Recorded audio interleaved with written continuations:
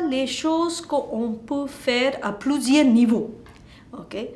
D'abord, il faut comprendre qu'un pays est constitué par plusieurs types d'acteurs. Les plus importants, bien sûr, c'est les gouvernements.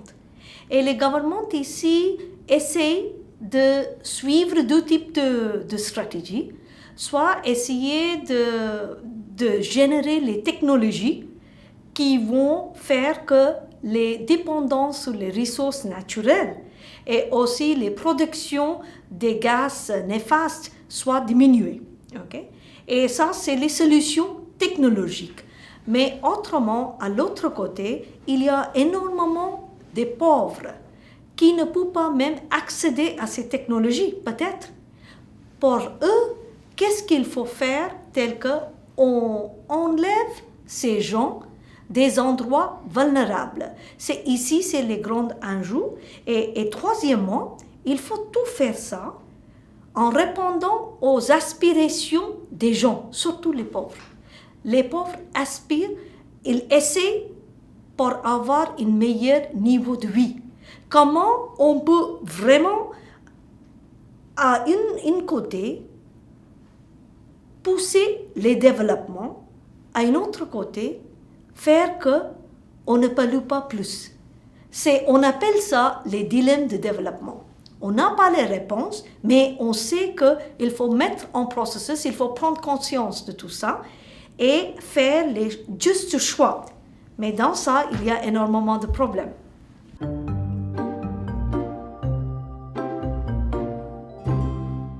Déjà, l'Inde, c'est les pays qui contiennent le plus grand nombre de villes, des villes qui sont à haut risque.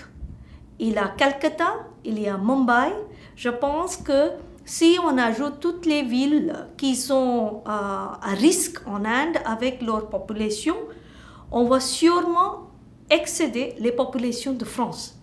Donc, cette nécessité de faire quelque chose est très réelle. Et tous les gens qui font les décisions sur les développements, ils ont conscience de ça. Donc, on ne peut pas rien faire. On n'a pas ce choix. Qu'est-ce qu'il faut avoir de la négociation internationale, surtout sur les fonds internationaux?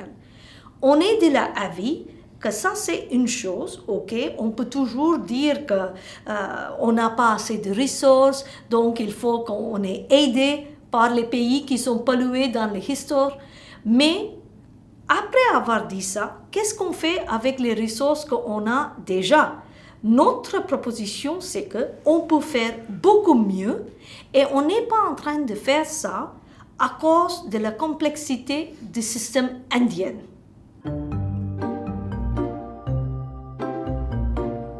Notre problème, c'est qu'il y a énormément d'urbanisation. Chaque jour, il y a les gens qui viennent aux villes. Donc, le plus grand challenge à niveau macro, c'est comment faire agrandir les villes dans les banlieues, tel qu'on peut diminuer les pollutions causées avec les corridors de transport. Okay? Ça, c'est une chose. Deuxième chose est que les gens à plus haut risque sur tous les côtés. Comment on peut trouver les autres habitats pour eux, tels qu'ils sont en sécurité, s'il y a une montée de la mer. Donc, à niveau macro, il faut bouger les gens et il faut répondre aux aspirations de gens qui viennent dans les grandes villes parce que les infrastructures ne tiennent pas. Il faut donner toutes les choses de base. Okay? Et après, ce n'est pas que les gouvernements de faire ça. Toutes les entreprises peuvent diminuer leur empreinte carbone. Et tous les citoyens, c'est ça qu'on est en train de dire, de haut jusqu'à bas, il faut faire, mais il y a ici, on appelle ça le deuxième dilemme, les dilemmes moraux. On ne peut pas avoir une fonctionnaire qui vient dans une voiture de fonction pour une réunion et dit Oh, les pauvres, ok? Il ne faut pas aspirer d'avoir un moto.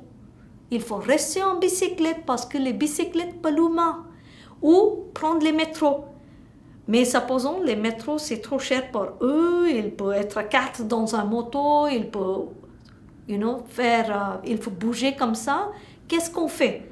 Donc, on doit, si on pratique un changement dans notre comportement, ça doit venir de haut jusqu'à bas. Même à l'intérieur du pays, ce n'est pas qu'aux pauvres faut faire le maximum d'ajustements. Parce qu'on est en train de créer dans les secteurs internationaux qu'on est pauvre. Donc, donnez-nous l'argent pour faire toutes ces nouvelles technologies pour les processus, nouveaux processus qui sont plus propres. Mais à l'intérieur du pays, il faut suivre les mêmes valeurs. C'est-à-dire que tout le monde doit gérer et il faut qu'on porte cette burden, c'est-à-dire cette poids de changement et adaptation au changement climatique. On ne doit pas mettre toutes les responsabilités sur les dos des pauvres.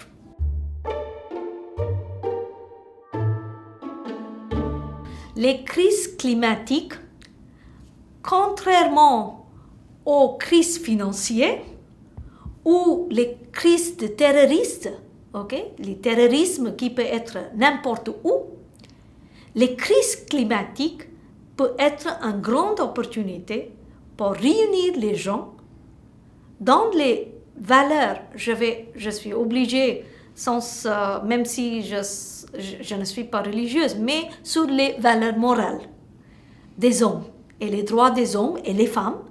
Et ça peut être une grande opportunité de diminuer les inégalités. Même sans avoir plus de ressources financières, même sans avoir les nouvelles technologies fabuleuses, avec celles qu'on a, si on améliore les coordinations et les coopérations à tous les niveaux, horizontales entre les différents ministères et verticalement de centre jusqu'à les villages, on peut faire une grande amélioration. Donc, c'est ça on est en train de dire, on ne peut plus utiliser comme excuse un manque de ressources ou un manque de nouvelles technologies parce que c'est les comportements, comportements bureaucratiques, comportements des entreprises dans leur poursuite de profit, les comportements comme citoyens qui peut et qui doit changer, tel qu'on peut avoir les meilleurs résultats.